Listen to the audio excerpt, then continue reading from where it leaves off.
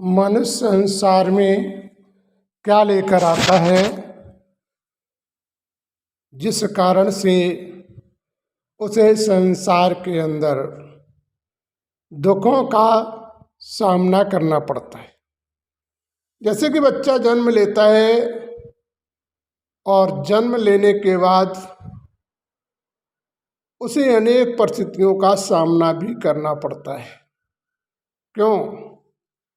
क्योंकि उन्होंने जैसे अपराध किए अपने जीवन में और उन्होंने संसार में करने के बाद शरीर छोड़ दिया और पुनः दूसरा शरीर धारण किया। यदि उनके माँ बाप से बच्चे का ऋण होता है तो जन्मते ही माँ बाप को कष्ट देना प्रारंभ कर देता है। माँ की स्थिति कई बीमारी रोगों में बदलने लगती है। परेशानियों के अनुसार से उसका जन्म होता है और जन्म होने के बाद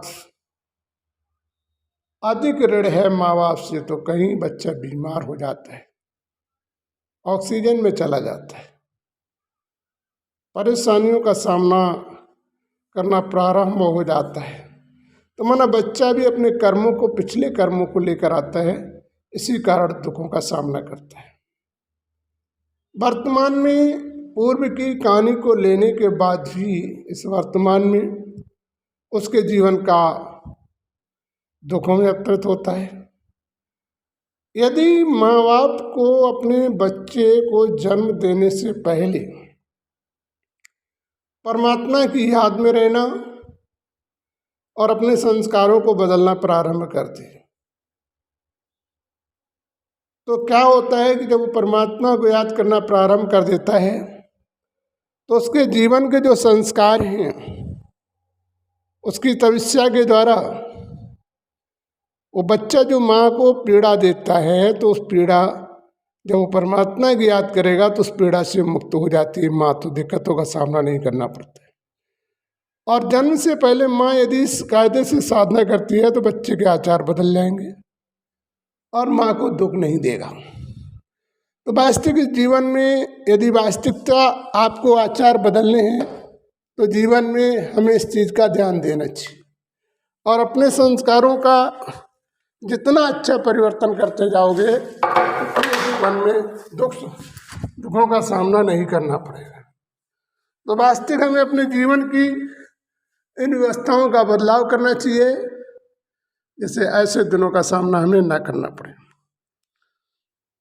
तो जीवन में हर परिस्थिति को बदलने के लिए हमें भगवान की शरण में जाकर हम बदलाव कर सकते हैं। लेकिन उसके लिए होना क्या चाहिए? मन को एकाग्र कर और उस ज्योति में लीन हो जाएं और उस समय किसी की याद ना हो, सिर्फ परमात्मा के ध्यान में लीन रहोगे तो तुम्हारे जीवन में कभी दुखों का सामना नहीं करना पड़ेगा। यदि आप परमात्मा के ध्यान में लीन न रहे तो दुखों का सामना करना पड़ेगा। तो वास्तविक हम इन परिस्थितियों से भी बचने के लिए उस ज्योति का ध्यान करके इन परिस्थितियों से भी बच सकते हैं। तो जीवन में उस ज्योति का ध्यान करके स्वयं की भी सुरक्षा कर सकते हो और आने वाले बच्चे की भी सुरक्षा कर सकते हो।